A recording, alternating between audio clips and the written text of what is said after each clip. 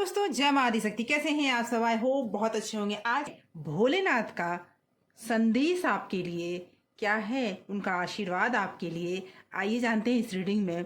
सबसे पहले अपने ईश्वर का नाम लें। आपके ईश्वर का संदेश आपके लिए क्या है इस रीडिंग में डिटेल में बताऊंगी, इसलिए सबसे पहले अपने भोलेनाथ का नाम लें। 7 बार, 9 बार, 11 बार जरूर ओम नमः शिवाय का जाप करें और उसके बाद इस रीडिंग से जुड़ जाएं। क्या संदेश वो देना चाहते हैं आपको, वो सुनते हैं। तो दोस्तों टाइमलेस रीडिंग है, जनरल और कलेक्टिव रीडिंग है। जब भी ये रीडिंग आप तक पहुंचती है समझ जाइए यूनिवर्स कुछ ना कुछ आपको कहना चाहते हैं, ईश्वर कुछ ना कुछ आपको बताना चाहते हैं।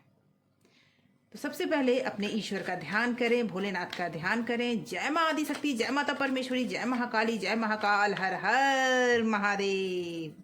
ईमेल दोनों ही से सुन सकते हैं। जनरल और कलेक्टिव रीडिंग है और हर उम्र का व्यक्ति इसे सुन सकता है। ओके,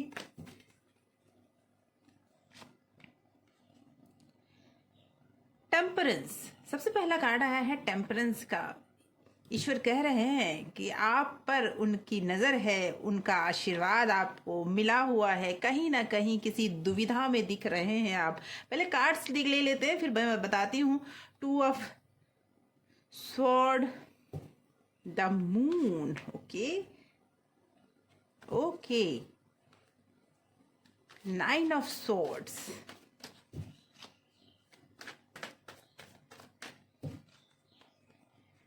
ईश्वर क्या संदेश देना चाहते हैं आपको। King of sword, okay, the world,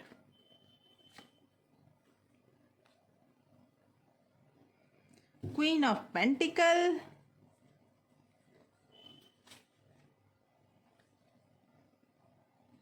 the star. Bottom of deck से निकल के आया है स्ट्रेंथ। तो मैं बता दूं, आप में से कई एक लोग ऐसे हो सकते हैं जिनके कुंडली में शनि की 7.5 हो या शनि की दशा, अंतरदशा हो, क्योंकि मुझे ऐसा लग रहा है कि आप पर शनि का प्रभाव है। आप में से कई लोग ऐसे हो सकते हैं, ऐसा नहीं भी हो सकता है कुछ लोगों के साथ। लेकिन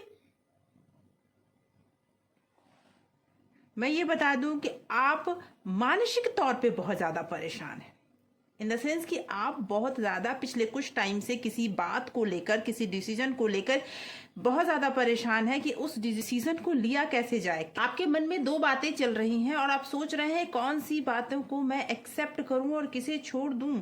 किसी ऐसी बात पे बहुत ज्यादा फंसे हुए मुझे दिख रहे हैं जहां पर आप निर्णय नहीं ले पा रहे हैं। और समस्या ये है कि आपकी रातों की नींद उड़ी हुई है। आपको रातों में नींद नहीं आती, दिन रात आप उसी के बारे में सोचते हैं। देखिए यहाँ द मून यही कह रहा है कि कुछ लोग आपको बहुत परेशान कर रखा है उन्होंने। ये आपके करियर में हो सकता है, ये आपके रिलेशनशिप में हो सकता है। कहीं ना कहीं आप बहुत ज़्यादा परेशान हैं और लोग आप पर चिल्ला रहे हैं, लोग को दोषी बना रहे हैं और कई लोग तो ताक में बैठे हैं कि कब उन्हें मौका मिले और आपको वो डंक मार दें। कई लोग तो इस परिस्थिति में हैं कि जैसे ही उन्हें मौका मिलेगा वो आपको डंक मारेंगे। और जब आप अपनी तकलीफ में रो रहे हैं तो उन्हें मजा आ रहा है। आपकी लाइफ में कुछ तो ऐसे लोग हैं जो आपको तकलीफ देने में मजा ले रहे हैं, क्योंकि अभी आपकी स्थिति ये है, आप चारों तरफ अंधेरे से घिर चुके हो। आपको ऐसा लग रहा है कि रास्ता आपको दिख ही नहीं रहा है। समस्या इतनी हो चुकी है कि आपको कुछ भी नहीं समझ में आ रहा है कि आगे करूं क्या, किस तरह से मैं आगे बढ़ूं कि मेरी जिंदगी फिर से उजाले की ओर आ जाए। कई लोग आप में ऐसे हैं कि बहुत सारी गलत बातें आपके दिमाग में भी आ रही हैं, इन द सेंस कि शायद अब कभी कुछ ठीक होगा ही नहीं। जो हो चुका, जो गलती हुई है या फिर जो हो गया है वो कभी बदलेगा ही नहीं, ये कंडीशन आपकी हो चुकी है। अगर यहाँ तक ये रीडिंग आपसे रेजोनेट कर रही है तो मैं बता दूं ये रीडिंग आगे भी आपके लिए है। सारे उपाय, सारे सोल्यूशन और सारा रास्ता मैं बताऊंगी। ईश्वर क्या आपको बताना चाह रहे हैं, भोलेनाथ की कृपा क्या होने वाली है आप पर वो बताऊंगी। बहुत बड़ी कृपा आपको मिलने वाली है भोलेनाथ की, वो भी बताऊंगी। लेकिन उससे पहले इस रीडिंग की एनर्जी को क्लेम कर लें। और क्लेम करने के लिए कमेंट बॉक्स में अपना नाम या फिर अपने नाम का फर्स्ट लेटर जरूर लिखें। इससे होगा ये कि ज्यादा से ज्यादा और ये रीडिंग आपसे रेजोनेट करेगी। और लाइक का बटन तो जरूर दबाएं। तो दोस्तों देखते हैं कि आपके लिए ईश्वर क्या संदेश लेकर आए हैं। सबसे पहली चीज तो ये है कि ईश्वर कहना चाहते हैं आपको, भोलेनाथ आपको बताना चाहते हैं कि जो भी परिस्थिति है, सबसे पहले उंगली टेढ़ा करना सीख जाओ। जी हाँ, आप एक ऐसे पर्सन हैं जो बहुत ही कहते हैं ना इजीली अवेलेबल है हर किसी के लिए। कोई आपसे कुछ बोलता है, आप करने को तैयार हो जाते हैं। किसी पे जल्दी आप गुस्सा नहीं निकालते। आप बहुत ज़्यादा संयमी व्यक्ति हैं जिसको मतलब हर चीज़ बर्दाश्त करने की आदत हो गई है। तो ईश्वर कहना चाहते हैं कि अब अपने लिए खड़े होने का समय आ गया है।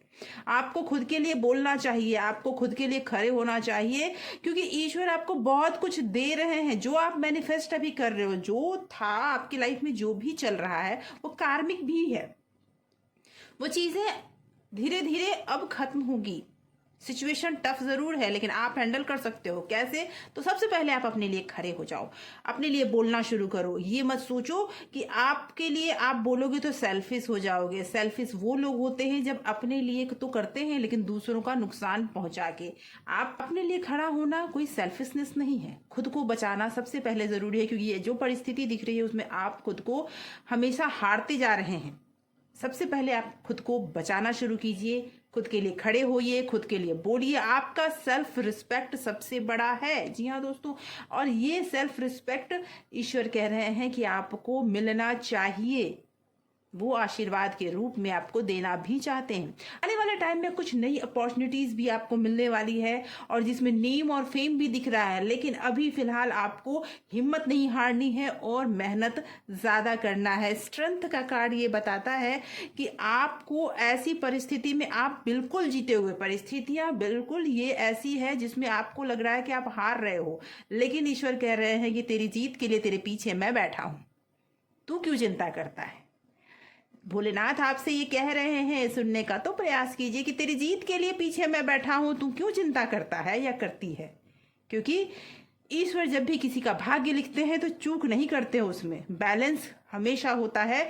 अगर कुछ टाइम से आप बहुत तकलीफ झेल रहे हैं तो बहुत जल्दी सनराइज आपके लाइफ में होने वाला है, नेम फेम मिलने वाला है। बस आपको मैनेज करना आना चाहिए। अपना महत्व खुद को पहचानना आपको आना चाहिए। आपकी लाइफ में वो हर चीज आने वाली है जिसका इंतजार बहुत टाइम से आप कर रहे थे। अगर आप खुद के लिए खड़े हो जाते हैं ना, तो सारी समस्याओं को आप तुरंत ठीक कर सकते हैं। अपनी सिचुएशन को आप ठीक कर सकते हैं, और आपके पीछे आपके भोलेनाथ खड़े हैं। आइए कुछ और कार्ड्स लेते हैं और जानते हैं कि और क्या आपको भोलेनाथ देने वाले हैं, क्योंकि वो ये कह रहे हैं कि आपकी लाइफ में फाइनेंशियल कंडीशन भी ठीक होने वाली है, कुछ ना कुछ नई अपॉर्चुनिटी आने वाली है, और लव लाइफ में भी कुछ नई बातें आपके सामने आने वाली है। कुछ ऐसी बातें जो आप मैनिफेस्ट कर रहे थे, वो मैनिफेस्टेशन पूरा होता हुआ दिख रहा है मुझे।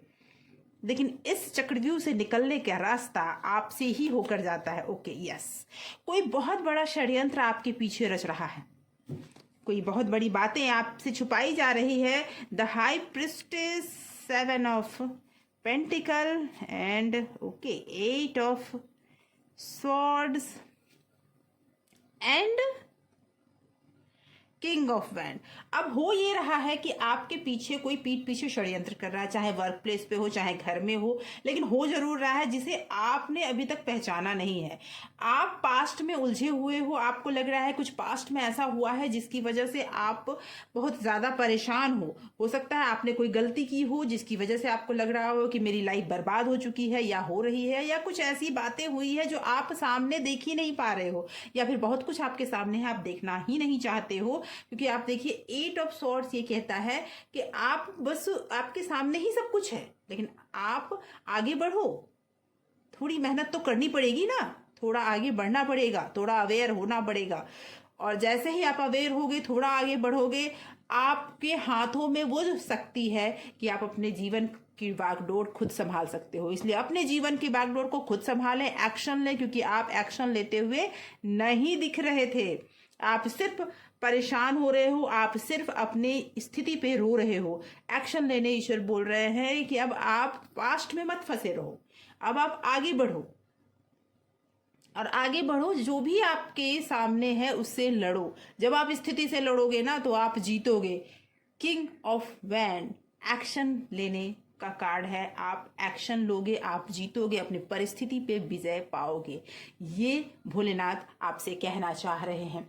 आइए देखते हैं कुछ और ईश्वर का संदेश आपके लिए। भोलेनाथ और क्या आपको गाइड करना चाह रहे हैं, आपकी ज़िंदगी को और भी खूबसूरत बनाने के लिए वो आपको क्या गाइड करना चाह रहे हैं। वो ये ज़रूर कह रहे हैं कि वो आपके साथ हैं, हर समय हर टाइम आपके साथ है, हर पल आपके साथ है। घबराने की ज़रूरत नहीं है, बस अपने लिए खड़े होने की ज़रूरत है।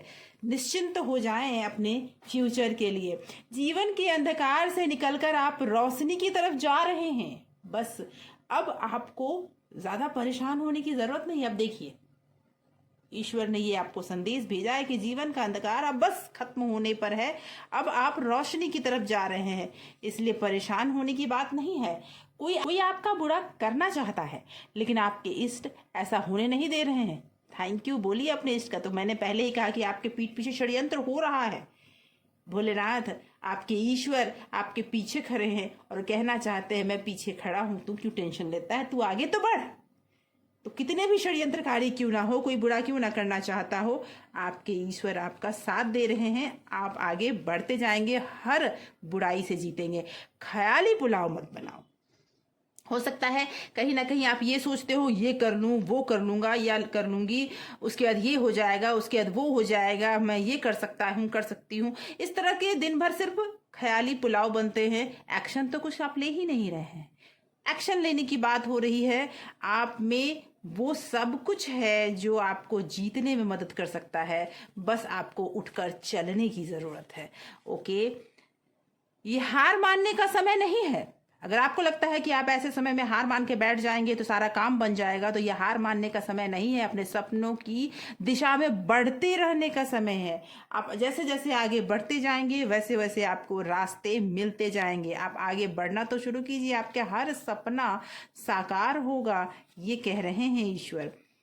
ओके, आप एक डिवाइन ऊर्जा हो, जो चाहो हासिल कर सकते हो। एक डिवाइन एनर्जी हो आप उसी शिव का अंश हो, जिस शिव ने सबको बनाया है। तो आपको तो वो मिलेगा ही मिलेगा।